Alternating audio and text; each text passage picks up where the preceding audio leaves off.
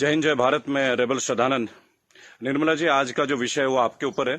आप हमारी वित्त मंत्री हैं, फाइनेंस मिनिस्टर हैं, और मैं आपका टीवी के एक प्राइवेट चैनल में दिए गए इंटरव्यू के ऊपर देख रहा था और उसके ऊपर अपनी कुछ प्रतिक्रिया रखना चाहता हूं। मुझे बहुत दुख हुआ आपके कमेंट सुन के मैम। मुझे नहीं पता आप ये आंकड़े कहां से लाती हैं। आपने उस इंटरव्यू में ये कहा मैम कि लोअर मिडिल क्लास जो होती है भारत में, उसकी न्यूनतम इनकम जो है यानी मिनिमम इनकम है वो 6 लाख से शुरू होती है और मैक्सिमम इनकम 18 लाख तक जाती है। मैम, मुझे बहुत दुख हो रहा है कि पता नहीं आपने इकोनॉमिक्स की पढ़ाई कैसे करी होगी।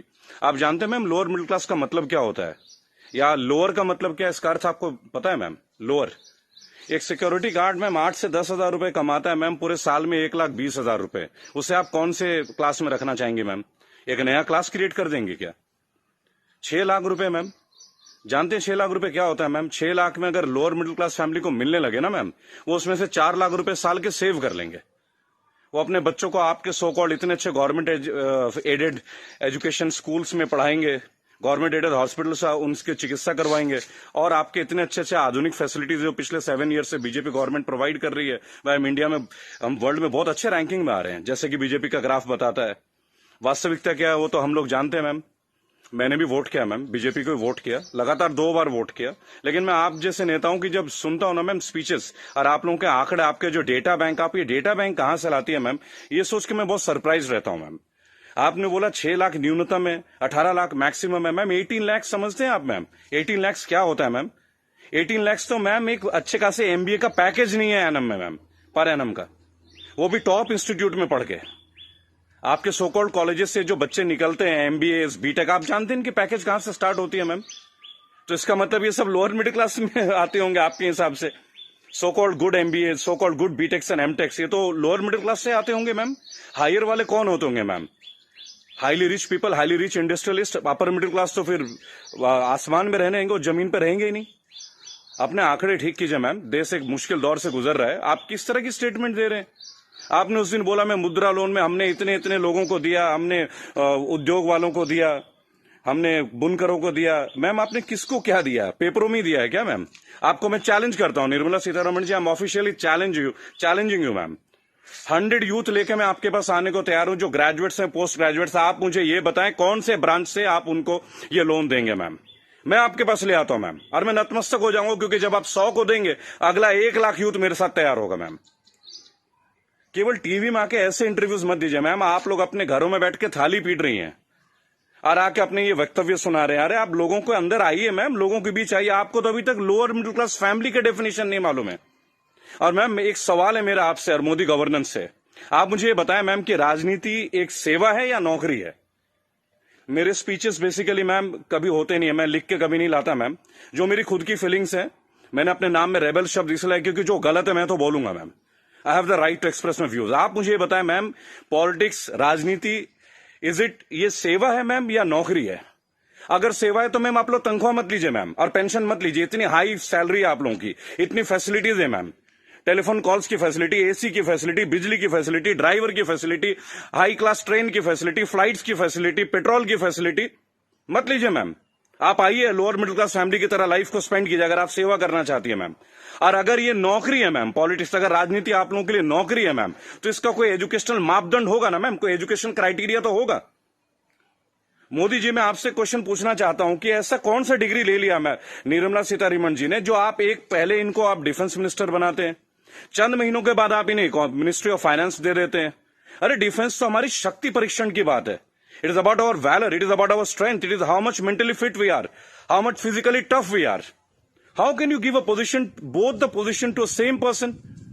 Are they eligible for the same post ma'am? Sir, क्या ये दोनों सेम पोस्ट के लिए एलिजिबल होते हैं क्या? मुझे लगा था कि आपने कहा था अच्छे दिन आएंगे तो ठीक है, आप क्राइटेरिया को बदलेंगे। सर, आपने तो क्राइटेरिया नहीं बदला। आपने तो दूसरे दलों के नेताओं को अपने पार्टी में लेके आ गए, उनको भगवा रंग दे दिया, उनको नेताएं बना दी। मैं दिल्ली में जनवरी मंथ में इंटरव्यू देख रहा था अनुराग ठाकुर का, फरवरी में, देश के गद्दारों को गोली मारो। बड़ी अजीब बात है, हाईली एजुकेटेड है, क्रिकेटर हैं वो, शायद बीसीसीआई के हैं, और तो और अमित शाह के पुत्र जो वो सेक्रेटरी बन जाते हैं। लोगों के ऊपर आप लोगों को बड़ा अच्छा लगता है। आपकी आईटी टीम के ज्यादातर लोग राहुल गांधी को पप्पू पप्पू कप्पू करके बुलाते हैं। देखिए, मैंने एक बात सीखा है, अगर आपको हंसना है ना तो सबके साथ हंसे। If you want to laugh, laugh with others, don't try to laugh at others. It doesn't show your good politics, it shows the political vendetta. अभी प्रियंका गांधी जी ने बसों का इंतजाम किया तो बहुत सारा हवा मच गया कि भाई ये गाड़ियां टेम्पो हैं, वो हैं, फलाना है, ढहका है। अरे सर, आप 2000 बसें लगा दीजिए ना। चलो उन्होंने ऑटो दे दिए, टेम्पो दे दिए, पर उनको कुछ फीलिंग तो रहा, वो दे तो रहे हैं। आप लगा दीजिए 2000 के बदले 4000 बसें। किसने रोक रखा है आपको? उन्होंने तो ये तक कह दिया कि भाई हमारे बसों में आप बीजेपी का झंडा भी लगवा लें। गलत कर दिया क्या सर? उसमें भी आप लोग शोर मचाना लग जा रहा है। ऐसा लगता है जैसे you are always ready to fight instead of getting it worked.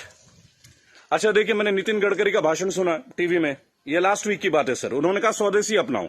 चलिए सर, अपना लेते हैं, पर मुझे बताएं, मेक इन इंडिया और मेड बाय इंडिया, इन दोनों का डिफरेंस आपके मिनिस्ट्री का कोई एक मिनिस्टर मुझे दे सकता है क्या? मेक इन इंडिया है क्या सर? आप जमीन देते हैं सैमसंग को, जमीन देते हैं ओप्पो को, वीवो को, चाइनीज कंपनी को, साउथ कोरियन कंपनीज को, वो आके अपना प्लांट लगाते हैं, इंडियंस को हायर करते हैं, और उसके बाद प्रॉफिट जो है वो उनके अकाउंट में जाता है, सैलरीज आता है इंडियंस के अकाउंट में। तो मुझे ये बता दें कौन सा मेक इन इंडिया है सर? आप मेड इन इंडिया कीजिए ना, आप अपने इंडस्ट्रीज लगाइए, आपको पैसा रेवेन्यू अपने पास रोकिए। अगर इतना दम होता ना सर हमारे मैकेनिज्म में, आपको चैलेंज कर रहा हूं, आप मैकडोनल्ड्स की तरह एक आउटलेट बना लेते सर। 25 रुपए का बर्गर बेचने वाला भी लाखों करोड़ों रुपए डॉलर्स में कन्वर्ट करके इंडिया से लेके जा रहा है। आप छोड़िए मोबाइल फोन तो बहुत बड़ी बात है, 20-20, 50-50 हजार की बात है। आप बर्गर बनवा दीजिए सर, आप ब्रेड्स बनवा दीजिए, रेवेन्यू यहां जनरेट करवा दीजिए सर, मेड इन इंडिया कर दीजिए। What is make in India sir? आप कहते स्वदेशी अपना, फॉरेन की कंपनी को आप जमीन अलॉट कर रहे हो, राइट? और आप कहते हो चाइना का बहिष्कार कर दो। आप मुझे बता दें बीजेपी के कौन से नेता के पास इंडिया वालों का फोन है सर? और बीजेपी छोड़िए, किसी भी पार्टी, मैं यहां किसी और पार्टी का माउथ पीस नहीं हूं सर, क्योंकि मुझे देखा गया है, मैं देखता हूं ये चीज। अगर मैं आपके पॉलिटिकल किसी फेलियर के बारे में बात करूं तो लोग तुरंत बोलेंगे भाई ये तो कांग्रेस का आदमी है। It's very cheap sir, it sounds very cheap. ठीक है सर, आपसे पहले हमने कांग्रेस को भी वोट दिया, क्या गलत किया सर? गलत क्या किया भाई? जो मेजोरिटी में आएगा उसको तो वोट देंगे ना। मुझे ऐसा लगता है कि आप ऑपोजिशन को भी नहीं टिकने देते हैं भाई। एक सोशल सिस्टम है, गवर्नेंस के एक सिस्टम है सर। आप अच्छा गवर्नेंस करेंगे पर एक मजबूत ऑपोजिशन, आप तो ऑपोजिशन को ही परचेज कर ले रहे हैं आप लोग। ज्योतिरादित्य सिंधिया को आपने परचेज कर लिया सर, बुरा लगेगा सर सुनने में। ऐसी क्या घुट्टी दे दी सर? एक झटके में एमपी की गवर्नमेंट जो है वो कोलैप्स कर जाती है, वो भी उस दौर में जब कोविड-19 का दौर रहता है। तब आप लोगों को कोविड-19 का अवेयरनेस नहीं होती, तब आपको नहीं लगता कि लोगों के बीच आपको जाना चाहिए। अहमदाबाद में लाखों लोगों की भीड़ आपने कर दिया, नमस्ते ट्रंप कर दिया सर। क्या ये पॉलिटिकल फेलियर नहीं है? आज आप बता रहे अचानक से आपने 25 तारीख को लॉकडाउन कर दिया और 1 महीना तक आप नमस्ते ट्रंप की तैयारियां करवाते रहे sir. What is this sir? झूठी शान का हमें क्या करना है सर? आज सबसे पहले आप अपने नेताओं को बोलें कि वो कुछ भी बोले ना टीवी में, हेल्प तो आप करना नहीं। मेरी बात सुने सर, सब आत्मनिर्भर है। मजदूर कौन सा मर्सिडीज में घूम रहा है सर? उनके पैर में फफोले गिर रहे हैं। मैंने देखा निर्मला जी ने एक स्टेटमेंट दी, एक लेडीज बेचारी सूटकेस में, उसका बच्चा सूटकेस में बैठा हुआ घसीट के ले जा रही है, तो वो जवाब देती है कि राहुल गांधी को वहां नहीं बैठना चाहिए, राहुल गांधी को वहां जाना चाहिए। अरे राहुल गांधी को जो करना चाहिए वो छोड़िए, आपको क्या करना चाहिए? गवर्नेंस आपकी है, सेंट्रल में आप हैं, पिछले 7 साल से आप लोग हैं सर। हमेशा क्या स्टेट को फेल करते रहोगे क्या, या हमेशा ऑपोजिशन को गालियां देते रहेंगे आप लोग? सर मोदी जी चाय वाला पीएम बन सकता है, सुना था, देख भी लिया सर, बराबर। बाकी चाय वालों का क्या सर? बाकी लोगों का क्या सर? प्रवासी मजदूर छोड़िए, प्रवासी क्या होता है सर? सब भारतीय मजदूरी तो है। हर पूरा देश तो वैसे भी मजदूरी कर रहा है सर, पूरा देश मजदूरी कर रहा है। आप जितना ग्रोथ दिखा दो सर, ग्रोथ क्या है वो तो लोगों के जेब में आके देखो ना, लोगों के घर में आके देखो, बैंक अकाउंट में आके देखो कि पैसे हैं किन के पास और किन के पास नहीं है। मैं एक रिक्वेस्ट करूंगा सर आपको, आप अपने मिनिस्टर्स को काइंडली एक इंस्ट्रक्शन दें कि वो कुछ भी वक्तव्य दे, बहुत बुरा दौर है सर। इस बुरे दौर में कम से कम स्टेटमेंट्स अच्छे दें। कुछ अच्छा कर ना सके तो अच्छा बोल ही लें, लोग तो अपना कर ही लेंगे ना सर। सड़क में बच्चा मर जा रहा है, माँ बाप उसे कैरी कर रहे, इससे ज्यादा दुखद स्थिति क्या हो सकती है सर? ये कोई पॉलिटिकल बात थोड़ी है। लेकिन मेरा एक सवाल हमेशा आपके साथ रहेगा सर, कि आप एक बात का जवाब जरूर दें, और जो भी लोग इस वीडियो को देख रहे हैं, अगर आपका संपर्क किसी भी पार्टी से है, कांग्रेस से है, समाजवादी पार्टी से है, तृणमूल कांग्रेस के लोगों से, कृपया मेरा वीडियो उन तक पहुंचाएं और उनको बोलें कि ऑपोजिशन इसलिए कमजोर है, केवल एक कारण है, क्योंकि इन पॉलिटिकल ग्रुप्स के जितने भी लोग होते हैं ना सर, जो सो कॉल्ड प्रदेश प्रवक्ता होते हैं, शायद वो बेहद कमजोर हैं। सांबित पात्रा से कैसे बहस कर रहे हैं, मुझे खड़ा कीजिए सर, मैं बताता हूं सांबित पात्रा से क्या बात करनी है, डेटा के साथ, स्मृति ईरानी के साथ बात करना है, मैं करूंगा सर। मैं उनसे पूछूंगा उनका क्या एजुकेशन क्वालिफिकेशन था जो उन्हें शिक्षा मंत्री बना दिया गया था। आप सीबीएसई का हैंडल, मेरे पास बहुत मुद्दे हैं सर, देश के करंट मुद्दे हैं। और सर चिंता मत कीजिएगा, मुझे आपसे कुछ हेल्प नहीं चाहिए सर, प्लीज। फाइनेंशियली मुझे आपसे कोई हेल्प नहीं चाहिए, आपकी पार्टी से तो कम से कम कुछ भी नहीं चाहिए। मेरे दोस्तों, अगर आप ये वीडियो देखते हैं प्लीज शेयर कीजिए। मैं चाहता हूं कि एक बार मंच पे आने का मौका मिले सर। और अर्नब गोस्वामी जी, आप जो जिनको बुलाते हैं दूसरे ग्रुप के लोगों का, बोलते it is my show, it is my show. God damn it, if it is your show, why are you calling other people man? Don't call them. अगर आपको लोगों को बुलाना है, बात करना है, तो मिलें, बात करें, उनकी सुने। केवल चिल्लाने से आप अच्छा एंकर नहीं बन जाते sir. I am very sorry to say, that is the worst type of journalism I have ever seen. I am very unhappy sir. मुझे लगता था आपके अंदर स्पिरिट है, पर आप तो लोगों को शोर मचा के चैनल ब्लॉक कर देते हैं, उसको बाहर कर देते हैं। What is this way of journalism sir? कि मेरे इस सवाल का जवाब दीजिए। मेरे इस क्या फिल्मी शूटिंग करते हैं क्या सर आप? चलिए सर, मुझे बुलाइए अर्नब जी एक बार अपने चैनल पे, बुलाइए मुझे। 5 स्टैटिस्टिक्स पे बात करूंगा, ग्राफ के साथ बात करूंगा, डेटा के साथ बात करूंगा आपके साथ। उसके बाद अगर आपकी बोलती ना बंद कर दी ना सर, तो मेरा नाम बागी श्रद्धानंद नहीं।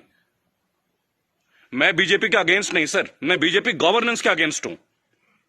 मुझे नहीं लगता भगवा पहनने से ही मैं हिंदुत्व का पहचान करा जाएगा। मेरे अंदर बहुत हिंदुत्व है। कमाल की बात देखिए, मेरी आखिरी लाइन है, गौर से सुनिएगा सर। श्रद्धानंद पति मेरा नाम है, जाति से मैं ब्राह्मण हूं, पढ़ा हूं क्रिश्चियन स्कूल से, Saint Mary's English high school. और गर्व से कहता हूं सर, फादर हुआ करते हैं वहां पे, फादर गॉलबर्ट फर्टैडो, अब नहीं रहे सर, हमारे फॉर्मर प्रिंसिपल। क्या कमाल की शिक्षा दी है सर।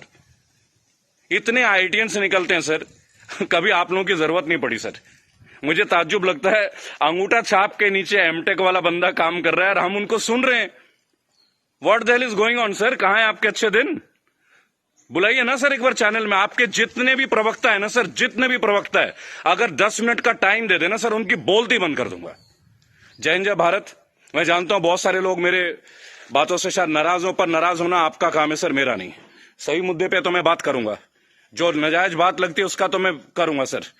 रेबल हूं तो रेबल की तरह पेश आऊंगा। जय हिंद, जय भारत। अगला मुद्दा 2 या 3 दिन के अंदर स्टैट्स के साथ आऊंगा सर।